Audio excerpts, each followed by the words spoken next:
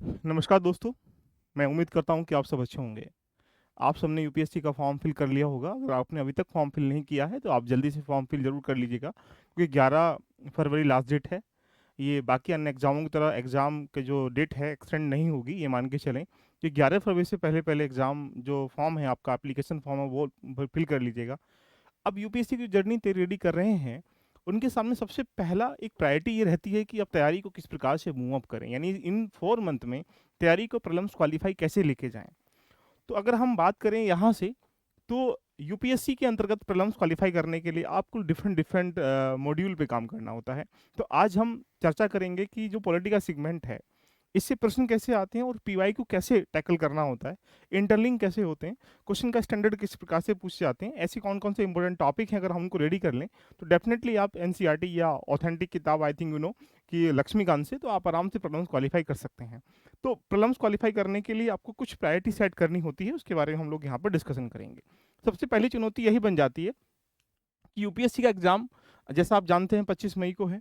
तो यहाँ पर आपको अपनी अलग-अलग स्ट्रेटजी फॉलो करनी पड़ेगी। लाइक अगर हम लोग बात करें यहाँ पे पॉलिटी का, ज्योग्राफी का, इकोनॉमी का, हिस्ट्री का, साइंस का, एनवायरनमेंट, करंट अफेयर का, एक आपस में अगर देखा जाए तो इन चीज़ों को आपस में कनेक्ट करने के बाद एक इंटरलिंक जो एबिलिटी है, यानी कह सकते हैं कि एग्जाम्पल बेस पे कि आपको पॉलिटी में किन एरिया पे काम करना है, जहाँ से हम लगभग 70, 80, 90% एक्यूरेसी के साथ क्वेश्चन सही कर सकते हैं। इसी भूमिका में बहुत सारे बच्चों कर यहाँ पर सीसेट कमज़ोर होगा, तो उसमें कंप्रीहेंशन की स्ट्रेटजी कैसी हो, क्वांट की स्ट्रेटजी कैसी हो, क्वांट के लास्ट के क्वेश्चन कैसे टैकल करें, इन द सेंस कहा जाए रीजनिंग को कैसे कवर करें, ये मेन पार्ट होता है। आपके पास 4 मंथ रिमेन है, फरवरी, मार्च, अप्रैल, मई, यानी इस मई को तो अगर देखा जाए तो 25 मई को एग्जाम ही है आपका। तो आप मान के चल सकते हैं कि यहाँ पर आपके पास ऑलरेडी 4 मंथ के अराउंड टाइमिंग है। इस 4 मंथ को यूटिलाइज कैसे करें, तो पहला चुनौती बन जाती है कि सबसे पहले अगर आप यूपीएससी का इस बार एग्जाम दे रहे हैं, तो एलवीआईएस के साथ भी आप जीएस मॉड्यूल में शामिल हो सकते हैं, सीसेट मॉड्यूल में शामिल हो सकते हैं। इन दोनों में कॉम्बो में आप शामिल हो सकते हैं, देखिएगा। और साथ में यहाँ पर देखा जाए टेस्ट सीरीज में शामिल हो सकते हैं। ये प्रीलिम्स एग्जाम के लिए तीनों ही मॉड्यूल हमारे सामने चल रहे हैं। यदि आपने अभी तक इस चीज़ को ज्वाइन नहीं किया है और आपका सपना है कि इस बार अपने आप को एक्टिव रखना है, आप फर्स्ट टाइम दे रहे हैं, सेकंड टाइम दे रहे हैं, थर्ड टाइम दे रहे हैं, तो चीज़ों को मैनेज करना पड़ेगा। एग्जाम ऑन डेट आपको पढ़ना पड़ेगा। एग्जाम की तैयारी दो प्रकार की होती है। आप एक सिलेबस को लेके कंप्लीट सिलेबस को पढ़ें। एक तैयारी होती है उस सिलेबस में से ऐसा कौन सा एरिया है जहाँ पर 20% पार्ट, जहाँ पर मैक्सिमम अच्छे 80% क्वेश्चन देखने को मिलते हैं, अगर आप उसको रेडी कर लेंगे तो ये मान सकते हैं कि आप आराम से एग्जाम क्रैक कर पाएंगे। इसी गतिविधि में अगर हम लोग देखें तो आप एलबी लर्निंग एप्लीकेशन पे जाइए। आज ही जाने के बाद इस पर डिस्काउंट भी चल रहा है। इस पर एंट्री करेंगे तो परचेज कोर्स में जैसे करेंगे तो यहाँ पर यूपीएससी का सीसेट का और आप साथ में आपके पास जीएस या कॉम्बो मॉड्यूल अवेलेबल है, उसको आप ज्वाइन कर सकते हैं। टेस्ट सीरीज तो 100% आप लोग लगाने का प्रयास करें, जो आपके लिए बहुत बेनिफिशियल भी रहेगी और आपके सामने बहुत इंपॉर्टेंट रहेगी। चलिए स्टार्ट करते हैं अपनी जर्नी को। तो हमने भी आपके लिए, अगर मान के चलें एक सेगमेंट है, अगर मान लीजिए जैसे यहाँ आपके पास, अगर हम लोग बता रहे थे कि पॉलिटी, ज्योग्राफी, इकोनॉमी, साइंस, अलग अलग की स्ट्रेटेजी अलग अलग फॉलो करके आपको मैं देने का प्रयास करूंगा। इसी गतिविधि में हम लोग बात करें तो अगर जैसे प्रीलिम्स की आप तैयारी कर रहे हैं, तो प्रीलिम्स के लिए अगर आपके पास जैसे पॉलिटी है, तो डिपेंड करता है कि पॉलिटी का सबसे पहला पॉइंट है कि आपके पास पॉलिटी में क्यों बोल रहा हूँ। पॉलिटी एक ऐसा सब्जेक्ट है जहाँ पर आप कम समय में ज़्यादा क्वेश्चन की एक्यूरेसी आप सही कर सकते हैं। तो इसके लिए क्या रास्ता है, सबसे पहले आप क्या करिएगा, लगभग 2010 से लेकर 2024 के बीच तक के जितने पीवाईक्यू हैं, पॉलिटी के टॉपिक वाइज एनालाइज करने का प्रयास करें। आप ये देख पाएंगे कि ये टॉपिक बहुत इंपॉर्टेंट है और यहाँ से वो क्वेश्चन की थीम को चेंज करते हुए मल्टीपल टाइम वहीं से क्वेश्चन देखने को मिलता है। ऐसे सबसे पहली बार करिएगा। मैं भी आपके सामने पीवाईक्यू के लिए फ्री ऑफ कॉस्ट जो है यहाँ पर टेस्ट दे रहा हूँ। इसमें क्या होगा, टॉपिक वाइज आपको पॉलिटी के पीवाईक्यू के टेस्ट आपको देखने को मिलेंगे, एप्लीकेशन पे भी वो सारी चीज़ें बता देंगे। इसमें क्या होगा, जितने टॉपिक एग्जाम्पल आए हुए हैं तो उनके जितने 10 से लेकर 2024 तक जितने प्रश्न आए होंगे टॉपिक से, उनको कंपाइलेशन करके आपको दे दिया जाएगा। ये आपके लिए बहुत हेल्पफुल हो जाएंगे। दूसरी बात बनती है, सर यहाँ से बेसिक देखिएगा। बहुत सारे प्रश्न अगर आप अभी दिखाता हूँ, तो बहुत सारे क्वेश्चन ऐसे होते हैं जो बेसिक क्वेश्चन पूछे जाते हैं। ऐसी गतिविधि में अगर आपका बेसिक रेडी नहीं होगा, तो आप वहाँ इन चीज़ों को मैनेज नहीं कर पा सकते हैं। इसलिए एनसीईआरटी क्लास नंबर 11 की किताब को बहुत जरूरी, बहुत मेन जो टॉपिक है उनको कंसाइज में पढ़ना चाहिए। देखिएगा, इसकी एक वीडियो भी आएगी कि हाँ यूपीएससी प्रीलिम्स के लिए कौन कौन सी एनसीईआरटी लास्ट टाइम में जरूर पढ़ना जरूरी है, क्योंकि लगभग 100 क्वेश्चनों में से 20 से 25 क्वेश्चन ऐसे होते हैं जो डायरेक्टली एनसीईआरटी से हिट होते हैं। देखिएगा, सेकेंड पॉइंट बनेगा इसका एडवांस। एडवांस का मतलब ये है कि जो एक्स्ट्रा करिकुलम में जो एनसीईआरटी में नहीं है, वो आप किसी ऑथेंटिक किताब से, ऑथेंटिक नोट से, ऑथेंटिक टीचर से या किसी बैचेस के माध्यम से रेडी कर सकते हैं। तो आपको ये भी फॉलो करना पड़ेगा। तो आपने क्या किया, पीवाई को देख लिया, बेसिक देख लिया, एडवांस देख लिया, करंट अफेयर। आज के समय में अगर आप देखेंगे यूपीएससी की तरफ अगर जाते हैं तो आप ये ज्ञात कर पा रहे होंगे, यूपीएससी में प्रश्न जो है स्टैटिक डायनेमिक कनेक्ट करके पूछे जाते हैं। इस गतिविधि में अगर आपका स्टैटिक पार्ट रेडी है, डायनेमिक पार्ट रेडी नहीं, तो इसका मतलब है कि 2 ऑप्शन 3 ऑप्शन 4 ऑप्शन जो दिए जाएंगे, इस गतिविधि में आप कहीं ना कहीं भ्रमित हो जाएंगे। इसलिए ध्यान रखिएगा, लगभग 1 से लेकर 1.5 साल की जितनी खबरें हैं करंट अफेयर की, उनको टॉपिक वाइज इंटरलिंक करने का प्रयास करें। मान लो जुडिशरी का कोई प्रश्न है, उसमें कॉलेजियम व्यवस्था से है, तो कॉलेजियम व्यवस्था क्या होती है ये पता होना चाहिए। कॉलेजियम व्यवस्था की वर्तमान में लेटेस्ट में क्या ट्रेंडिंग चल रहा है उसको साथ लिंक कर लेंगे। तो यानी पहला अगला जो लास्ट चरण है करंट अफेयर का, जब आप बेसिक कर पीआई को रेडी कर लेंगे, बेसिक रेडी कर लेंगे, एडवांस रेडी कर लेंगे, करंट अफेयर रेडी कर लेंगे, तो आपकी चुनौती बन जाती है कि अब हमें जो मोस्ट इंपोर्टेंट टॉपिक है उनका एक टेस्ट लगाया जाए। और टेक्स्ट को 2 भागों में कन्वर्ट कर दीजिएगा।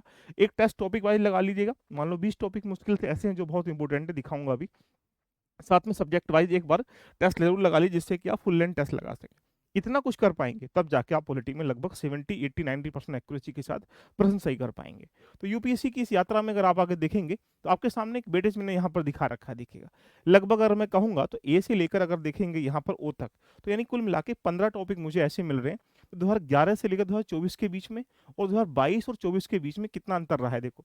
अगर मैं इन चीज़ों को आपस में इंटरलिंक करना चाहूँ तो आप देख सकते हैं कि यहाँ से पॉलिटिकल थ्योरी एक ऐसा टॉपिक है कि यहाँ से यहाँ तक देखा जाए तो लगभग 5% का वेटेज है, और यहाँ 20 और 20 से 24 के भी 10% का वेटेज है। आओ इसको मैपिंग से हम लोग समझने का प्रयास करते हैं, जिससे कि आप समझ पाएंगे। जैसे अगर मैं कहूँगा पॉलिटी का एक एरिया है, देखिएगा ये, अगर 2011 में 7 क्वेश्चन है, इस एरिया को अगर हम लोग यहाँ लेके जाते हैं, देखिएगा, तो ऐसी गतिविधि में आपके पास एवरी ईयर जो एवरेज है कितने प्रश्न निकल के आ रहे हैं, बोलेंगे तो 15 प्रश्न निकल के आ रहे हैं। ये 15 प्रश्न आ कहाँ कहाँ से रहे हैं, इसके लिए मैंने एक आपके सामने डायग्राम दिखाने का प्रयास किया। इस डायग्राम में आप ये देख पा रहे होंगे, जैसे पहला ही टॉपिक क्या है, पॉलिटिकल थ्योरी है, दूसरा क्या है, इंडियन पॉलिटिकल सिस्टम है, देखिएगा। उसके बाद जाएंगे इंडियन कॉन्स्टिट्यूशन है, देखिएगा, एंड फंडामेंटल राइट्स है, देखिएगा, डीपीएसपी ड्यूटीज है, मिनिस्टर एंड द सेक्रेटरी है, प्रेसिडेंट वाइस प्रेसिडेंट गवर्नर है। अब देखो ये एवरेज अगर आप ये देख लें तो आपके दिमाग में बन पा रहा होगा कि 2022-23 में लगभग 7% क्वेश्चन यहाँ से पूछे गए हैं। इसी तरीके से राइट से पूछेंगे तो लगभग यहाँ पर 14% क्वेश्चन पूछे गए हैं।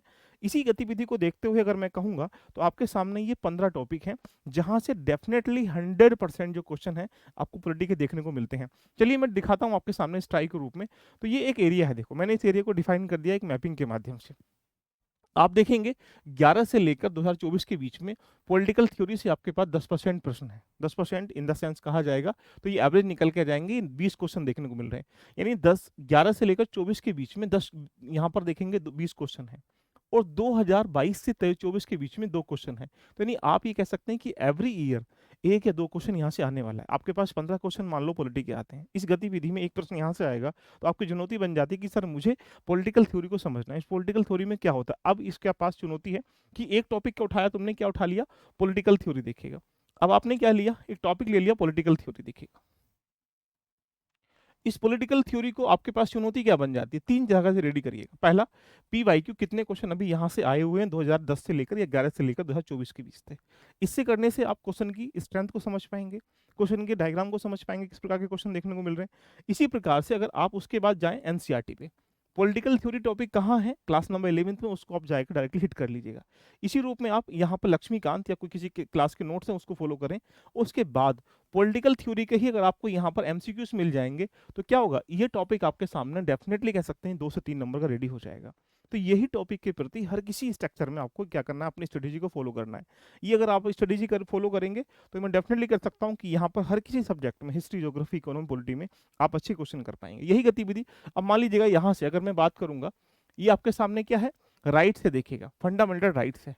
कितना क्वेश्चन आया, बोलेंगे सर यहाँ से अगर हम लोग देखेंगे तो आपके सामने ये 7 क्वेश्चन है, कब, 11 से लेकर 24 के 7%। कितने क्वेश्चन है, यानी कह सकते हैं 15 क्वेश्चन है, यानी एवरी ईयर 1 या 2 क्वेश्चन देखने को यहाँ से मिलता है। इस गतिविधि में अगर हम यहाँ पर 22-23 के 24 के बीच में देखेंगे 2 प्रश्न, देखो, यानी फंडामेंटल राइट्स एक ऐसा टॉपिक बन चुका है जहाँ पे एवरी ईयर प्रश्न आएगा। तो हमने क्या किया, फंडामेंटल राइट्स को उठाया, उसके पीवाई को जितने भी अभी तक आए हुए हैं, मान लो 20 क्वेश्चन आए होंगे तो 20 के 20 क्वेश्चन पहले देखो। उसके बाद यहाँ पर एनसीईआरटी में जाओ, राइट्स कहाँ लिखा उसकी एक थीम बना लीजिएगा।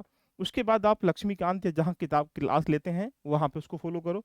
उसके बाद इसी ही एक प्रकार से एफआर के जितने भी क्वेश्चन बन सकते हैं एक्स्ट्रा कैरिकुलम में, उनका एक प्रैक्टिस कर लो।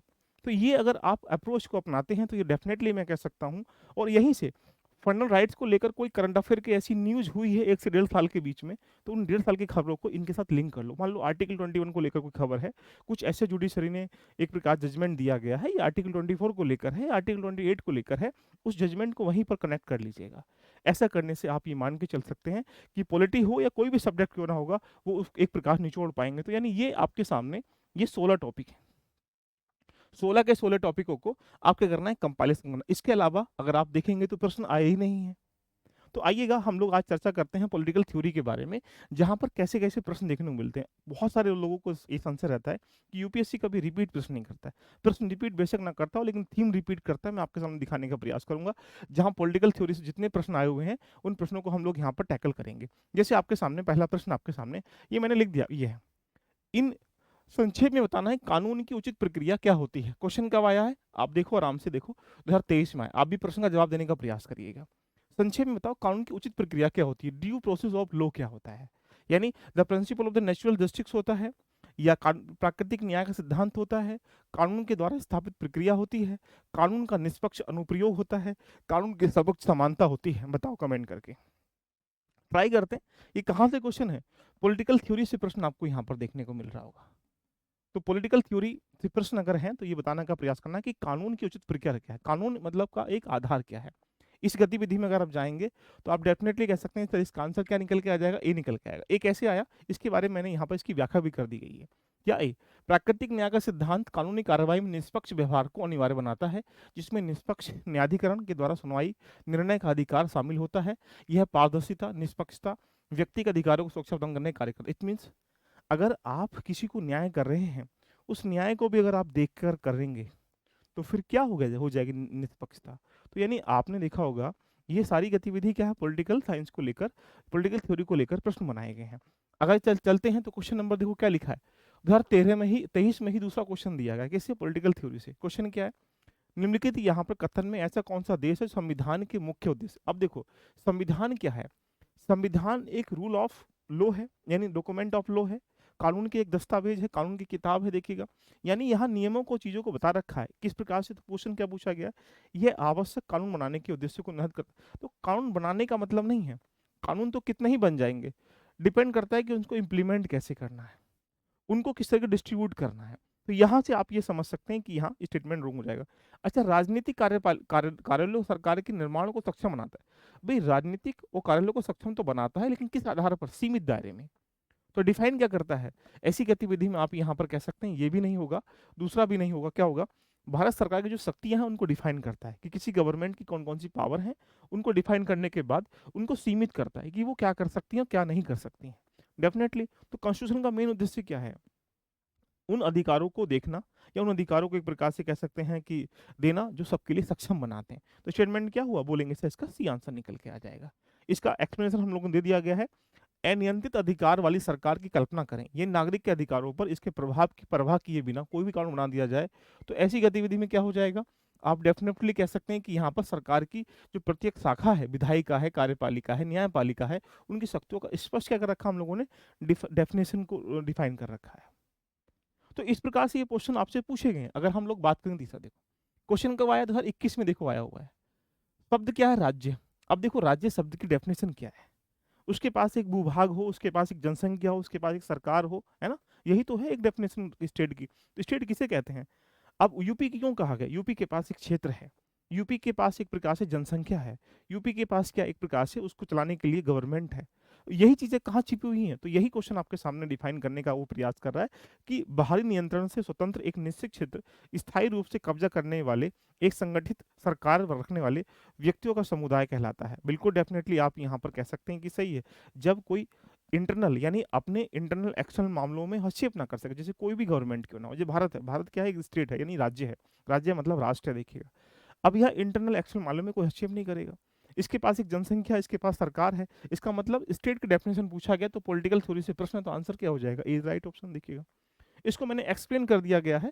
ये सारी चीजें आपके सामने, व्यक्तियों का समुदाय होना चाहिए, उसके पास निश्चित क्षेत्र होना चाहिए, बाहरी नियंत्रण से क्या हो, मुक्त हो। देखिएगा संगठित एक सरकार हो, ये नहीं असंगठित सरकार हो। ये चारों एक एलिमेंट हैं जो स्टेट की डेफिनेशन को डिफाइन करते हैं। आप इसको आराम से पढ़ लेंगे तो बहुत सारे क्वेश्चन बनते हुए निकल जाएंगे।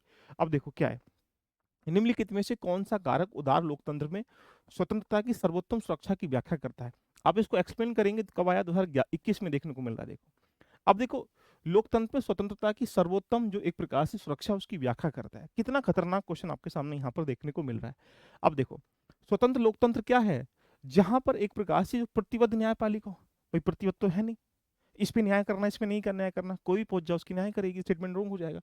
अच्छा, शक्तियों का केंद्रीकरण, सेंट्रलाइजेशन नहीं करा हमने, शक्तियों को डिस्ट्रीब्यूशन कर रहा है, डिसेंट्रलाइजेशन कर रखा है, इन शक्तियों को हमने बांट रखा है। यानी एक प्रकार से अगर एक ही के पास शक्ति होंगी तो उसका दुरुपयोग कर पाएगा, तानाशाही बन जाएगी, है ना। हमने क्या कर रखा है, हर शक्ति को डिस्ट्रीब्यूट कर रखा है, कौन कौन से काम कर रखे हैं। यहाँ पर संविधान से कोई सर्वोच्च नहीं है, यहाँ का जो शासक भी है संविधान को मानता है ना। ब्रिटेन में क्या है, शासक की वाणी ही एक प्रकार शासन की वाणी है। तो ऐसी कंडीशन में क्या हो जाएगा, रोंग हो जाएगा। अच्छा, निर्वाचित क्षमता, यानी हमारे पास इलेक्टेड गवर्नमेंट के साथ अलावा अगर आप देखेंगे तो ये एक लोकतंत्र का स्वतंत्रता नहीं है, देखिएगा। इसके अलावा आपने राष्ट्रपति की बात कर लें, पीएम की बात कर लें, क्या ये इलेक्टेड होते हैं? नहीं, ये इनका तो चयन करते हैं, और वही लोग करते हैं जो जिनको हमने चुना है। तो स्टेटमेंट क्या हो जाएगा, रोंग हो जाएगा। Separation of power is the right option, क्योंकि हमने शक्ति को डिस्ट्रीब्यूट कर रखा है, इसलिए हमने अनुसूची बांट रखी है, इस सूची बांट रखी है ना। संघ सूची है, संवर्ती सूची है, और संवर्ती राज्य सूची है, और उनमें विषय बांट रखे हैं कि आप यहाँ काम कर सकते हैं, यहाँ काम नहीं कर सकते हैं। अगर कोई विशेष परिस्थिति निकल के आएगी तो ऐसी कंडीशन में इस पे कौन कानून बनाएगा, ये तक हमने डिफाइन कर रखा है। इट मीन्स मतलब सेपरेशन ऑफ पावर। तो आंसर क्या होगा, देखो डी। इस प्रकार से क्वेश्चन क्या करता है, आपसे वो पूछने का प्रयास करता है। अब देखो, क्वेश्चन वही है, कब आया, 2021 में। देखिएगा क्या पूछ रहा है, कॉन्स्टिट्यूशनल गवर्नमेंट मींस। अब आप इसी क्वेश्चन को अगर आप 2023 के क्वेश्चन से कंपेयर करने का प्रयास करिएगा, आपके सामने एक पॉइंट निकल के यहां से आ जाएगा। देखिएगा क्या पूछा है, संविधान का मुख्य उद्देश्य क्या है, तो लिखा है सरकार की शक्तियों को डिफाइन करना और लिमिटेड गवर्नमेंट के रूप में कार्य करना। यही क्वेश्चन 2023 की जगह कब पूछा गया, बोलेंगे सर 2021 में पूछा गया। अब 2021 में क्या पूछा गया है, कॉन्स्टिट्यूशनल गवर्नमेंट का अर्थ क्या होता है। कोई भी इंसान बता के भाग जाएगा, कॉन्स्टिट्यूशनल गवर्नमेंट वो है जहां पर सरकार की चीजों को डिफाइन करती हैं और सीमित चीजों को, सीमित का मतलब है हर चीज को स्पष्ट करती है, यानी संविधान की शर्तों के द्वारा सीमित गवर्नमेंट को हम लोग क्या बोलते हैं, कॉन्स्टिट्यूशनल गवर्नमेंट कहते हैं। देखिएगा, तो देख रहे हो, या आप डायरेक्टली कह सकते हैं government limited by the term of the constitution, जो संविधान के अनुकूल कार्य करे उसे कॉन्स्टिट्यूशनल या संवैधानिक सरकार कहते हैं। कौन कहता है कि रिपीट नहीं मारता, मारता है ना, लेकिन तरीके होने चाहिए उन चीजों को डिफाइन करने के लिए ना। क्वेश्चन नंबर आगे चलते हैं, देखिएगा इसी प्रकार से अगर आप देखेंगे, ये क्या, देखो क्वेश्चन नंबर 6 कब आया, 2020 में आया। देखो, uh parliament system of government is in which, देखिएगा संसदीय प्रणाली, प्रणाली वह है जिसमें, अब देखो बड़ा क्वेश्चन आपके सामने यहाँ पर देखने को मिल रहा है। संसदीय प्रणाली की बात कर रहा है, या संसदीय प्रणाली है क्या, संसद में सभी राजनीतिक दलों का सरकार में, अगर सभी राजनीतिक दलों का सरकार में बनेगा तो सरकार बनाने की इच्छा कौन करेगा, जो विपक्ष अगर वो भी मंत्री बन जाए, वो भी सरकार में बैठ जाए, फिर तो फिर पार्लियामेंट सिस्टम क्यों कहेंगे उसे, है ना। आगे चलते हैं, सरकार संसद के प्रति उत्तरदायी है जब संसद के द्वारा हटा, हाँ बिल्कुल सही स्टेटमेंट है भाई। पार्लियामेंट के प्रति क्या है, रेस्पॉन्सिबल है, और हटा सकती है वही पार्लियामेंट। सरकार लोग द्वारा चुनी जाती है और संसद द्वारा नहीं, ऐसा नहीं, लोग के द्वारा चुनी जाती है। देखो पॉइंट रखना, लोग के द्वारा सरकार नहीं चुनी जाती, देखिएगा प्रत्याशी चुने जाते हैं, सरकार का चयन तो करते हैं, लेकिन बोल रहा है कि उन्हें संसद के द्वारा हटाया जा सकता है, ये स्टेटमेंट रॉन्ग हो गया। सरकार को संसद के द्वारा चुना जाता है, लेकिन एक निश्चित अवधि के बाद होने के बाद उसे पहले संसद के द्वारा हटाया जा सकता है। कितने खतरनाक है। हमसे क्या पूछ रहा है भाई, पार्लियामेंट सिस्टम का मतलब ये रहा जो रेस्पॉन्सिबल हो, और उसको क्या करें, एक प्रकार से कह सकते हैं संसद के द्वारा ही हटाया जा सकते हैं। तो आंसर क्या बोलेंगे sir, B is the correct option. ये डिफाइन कर रखा है, the government is the responsible to the parliament and can be the remove by it. देखिएगा इट मीन्स मतलब ये is the part of the संसदीय प्रणाली। क्वेश्चन नंबर 7 देखो क्या कहता है, कब आया, देखो 2020 में। देखिएगा अब पूछा है one common agreement between Gandhism and maxim, देखिए मार्क्सिज्म, मार्क्सवाद और गांधीवाद के बीच में एक आम सहमति के बारे में डिफाइन करता है। इसका मतलब ये पॉलिटिकल थ्योरी से प्रश्न है, और पॉलिटिकल थ्योरी से तुम प्रश्न देख रहे होगे कि एवरी ईयर देखने को मिल रहा है। ये यही नहीं, ये यूपीपीसीएस में भी आपको यहाँ पर देखने के लिए यहाँ पर मिलता है। क्या है भाई, the final goal of the state less society, बिल्कुल राज्य विहीन समाज का अंतिम लक्ष्य। इसका मतलब एक ऐसे समाज जो एक प्रकार से कह सकते हैं सरकार का मतलब बीच में एक आम सहमति क्या बनती गांधी उन दोनों के बीच में, ये डिफाइन करते हैं कि राज्य विहीन जो हमारे समाज है उनका अंतिम लक्ष्य कल्याण करना, वेलफेयर करना। गांधी यही तो चाहते हैं, गांव का विकास हो, कुटीर उद्योग का विकास हो, मार्क्सवाद भी यही चाहता है। स्टेटमेंट क्या होगा, दोनों में एक प्रकार से आम सहमति, ये देखिएगा वर्ग संघर्ष नहीं चाहते हैं, यही गांधी जी नहीं चाहते हैं, वो चाहता है, इसलिए स्टेटमेंट क्या हो जाएगा, सही, रोंग हो जाएगा। तो आंसर क्या होगा, ए। अब इसके बारे में बता रखा है, the final goal of Gandhi marks दोनों ने अपने विपरीत दृष्टिकोण के बावजूद एक ऐसे भविष्य की कल्पना की है जहां राज्य मान सामाजिक व्यवस्था को लागू करने के लिए उपकरण के रूप में अनावश्यक हो जाएगा। देखिएगा क्यों, गांधी का दृष्टिकोण क्या है, राम राज्य। देखिएगा राम राज्य मतलब सत्य अहिंसा सामाजिक न्याय के सिद्धांतों पर डिफाइन डिफाइन होना चाहिए, गांव का विकास हो, यही गांधी जी का क्या है सोच है। इसीलिए क्वेश्चन नंबर नेक्स्ट, परिभाषा के अनुसार एक संवैधानिक सरकार क्या कब आया, देखो 2020 में आया, मैं नहीं कह रहा, देखिएगा ये कब आया 2020 में आया। क्वेश्चन देख लो भाई, कब आया 2020 में आया, देखिएगा। और ये क्वेश्चन कब आया है, बोलेंगे सर यहाँ से 2021 में आया। अगर 20 और 21 में वही क्वेश्चन रिपीट मार सकता है यूपीएससी प्रॉब्लम्स में, तो भाई क्यों नहीं पीवाईक्यू से क्वेश्चन आते हैं। पीवाईक्यू का मतलब होता है कि टॉपिक को अच्छे से पकड़ बना लेना, और ये 2021 में क्वेश्चन है देखो, और ये क्वेश्चन कब है 2020 में। देखो क्या पूछा है 2020 में, क्या बजा बना है, कॉन्स्टिट्यूशनल गवर्नमेंट किसे कहते हैं, तो आप सबको पता है, आधा रटनी नहीं है, मल्टी पार्टी गवर्नमेंट नहीं, लिमिटेड गवर्नमेंट। देखिएगा तो जब आपने कंसेप्ट समझ लिया तो आप उसको डायरेक्टली पे इस प्रकार से फॉलो कर सकते हैं। अगर हम क्वेश्चन नंबर 9 की तरफ चलेंगे, देखो वही क्वेश्चन क्या है, राजनीति के संदर्भ में आप निम्नलिखित में से किसे स्वतंत्रता की एक संयुक्त व्याख्या के रूप में डिफाइन कर सकते हैं। देखो डेफिनेशन के बारे में अभी थोड़ी देर पहले एक क्वेश्चन और देखने को यहाँ पर मिला था, कब आया है 2019 में क्वेश्चन देखने को मिल रहा है। देखिएगा अब ये क्वेश्चन क्या है, देखो 9 क्वेश्चन के बारे में देखेंगे तो क्या है, स्वतंत्रता की परिभाषा, राजनीतिक शासकों के अत्याचार के विरुद्ध सुरक्षा। नहीं भाई, पॉलिटिकल मैटर की बात नहीं कर रहे हैं। स्वतंत्रता का मतलब है कोई व्यक्ति अपना विकास कैसे कर पा रहा है, उसको कितनी फ्रीडम मिल पा रही है। इसका मतलब ये नहीं फ्रीडम इतनी मिल गई कि वो विकास नहीं कर पाए, समझ रही हो ना। बच्चा बिगड़ रहा है, सुधारने का काम किसका, मतलब रोकना है, अभाव भी। यानी यहाँ कह सकते हैं खुद को पूरी तरह से विकसित करने के अवसर मिल जाए, उसे हम लोग क्या बोलते हैं, एक प्रकार से स्वतंत्रता, स्वतंत्रता के नाम, लिबर्टी के नाम से जान सकते हैं। संयम का अभाव नहीं होता है, चाहे वो अवसर आपका मन कर रहा है भाई, हीरा इस आदमी से मुझे शादी करनी है, ये अवसर थोड़ी मिल रहा है भाई, ये तो जो चाह रहा है वो थोड़ी मिल जाएगा, आपका डेवलपमेंट कैसे हो पाएगा, है ना। तो स्टेटमेंट क्या हुआ, बोलेंगे sir D is correct option. देखिएगा क्वेश्चन नंबर 10 आपके सामने देखो, ये क्वेश्चन फिर देखो कब आया, 2018 में आया। मैं ये नहीं कह रहा हूँ, क्वेश्चन देखना बहुत इंटरलिंक करते हुए यूपीएससी प्रश्न आपसे पूछ रही है। क्या है, कौन सा कथन या कौन सा वाक्य जो है कानून और स्वतंत्रता, देख रहे हो पहले क्या पूछ रहा है, स्वतंत्रता का अर्थ क्या है, लिबर्टी क्या है, और यहाँ लॉ एंड लिबर्टी में डिफरेंस बताने का प्रयास कर रहा है, तो सबसे बीच में संबंध बताने का काम कर रहा है। तो पूछा गया यदि अधिक कानून है तो स्वतंत्रता कम है, भाई ऐसा नहीं है, ऐसा है नहीं। देखिएगा ये संबंध है नहीं इसका। दूसरा, यदि कोई कानून नहीं है तो स्वतंत्रता नहीं है, इसका मतलब बिल्कुल सही बात है भाई, अगर कानून नहीं है लिबर्टी नहीं है, क्यों फिर तो, अगर मान लो आज लो ना हो, देखिएगा आज अगर हमारे पास अधिकार ना हो, राइट्स ना हो, तो क्या आपको लिबर्टी मिलेगी, बोलेंगे नहीं। तो कानून है तभी तो लिबर्टी है, आप बात समझ रहे होंगे। इसलिए कह सकते हैं कि जहां पर कानून होगा वहां स्वतंत्रता होगी, इसलिए कह सकते हैं कि जहां कानून नहीं है वहां स्वतंत्रता नहीं। देखिए यदि स्वतंत्रता है तो लोगों को कानून बनाने होंगे, नहीं ऐसा कुछ नहीं है। यदि कानून अवसर बदल जाते हैं, स्वतंत्रता खतरे में होती नहीं। तो आंसर क्या हुआ देखिए भी। तो मेरा तात्पर्य कहने का ये रहा बच्चों, कि यदि सबसे पहले यूपीएससी की तैयारी कर रहे हैं तो हम आपके लिए एक प्रोग्राम भी डिजाइन किए हैं। इस प्रोग्राम का मतलब है ये रहे आपके पास ये 15 टॉपिक, ABCDEFGHIJKLMNMN, तो यानी 15 टॉपिक हैं। अगर पॉलिटी के 15 टॉपिक आप अच्छे से रेडी कर लेते हैं, मैं चैलेंज के साथ कह सकता हूं कि आप पॉलिटी में आने वाले 15 से लेकर जो 20 प्रश्न के बीच में आएगा वहां पर 90% एक्यूरेसी के साथ कर पाएंगे। लेकिन जिम्मेदारी क्या है, सबसे पहले पीवाईक्यू 2010 से लेकर 2024 तक, जैसे मैंने आपको एनालाइज करना सिखाया, जैसे आपके पास पॉलिटिकल थ्योरी क्वेश्चन मैंने कराए हैं अभी, इसी प्रकार के हर क्वेश्चनों को आप टैकल करिएगा। और एक दिन में अगर एक दिन में एक टॉपिक लेके चलेंगे तो ऐसा करने से आप 15 दिन में देखिएगा पॉलिटी को कवर भी कर पाएंगे। इसके बाद इसकी एनसीईआरटी से भी थोड़ा सा बेसिक समझते चलें, एडवांस किताबें टीचर से आप समझते चलिएगा, टेस्ट लगाते चलिएगा, ये आपके लिए बहुत हेल्पफुल हो जाएगा।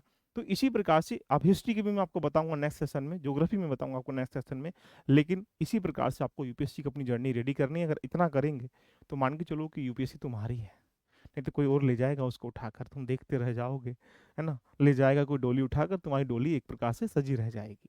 तो दोस्तों आपका सपना है, इस बार दे रहे हो तो ट्राई करना, मतलब बनता है एक बार तो। आप यूपीएससी की जर्नी अगर तैयार कर रहे हैं तो आज ही इस एलबी लर्निंग एप्लीकेशन पर जाकर आप जीएस मॉड्यूल में, सीसेट मॉड्यूल में, टेस्ट मॉड्यूल में शामिल हो जाइएगा। पीवाईक्यू तो मैं सबको टॉपिक वाइज जिस तरीके से मैं दिखा रहा था ऐसे आपको फ्री ऑफ कॉस्ट में यहाँ पर टेस्ट के फॉर्मेटिंग में दिखा जाएगा।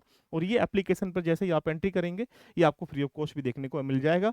ये 10 फरवरी से हम यहाँ पर अपलोड करना स्टार्टिंग करवा देंगे पीवाईक्यू टॉपिक वाइज, जिससे कि आप आराम से ऐसे हिस्ट्री, ज्योग्राफी, इकोनॉमी, साइंस सब कुछ इस तरीके से आपको देखने को मिल जाएगा। तो देरी किस बात की है, आज ही जाके जर्नी को ज्वाइन करें और अपने सपने को साकार करने के लिए इस जो यात्रा है इसको मंगल में करें।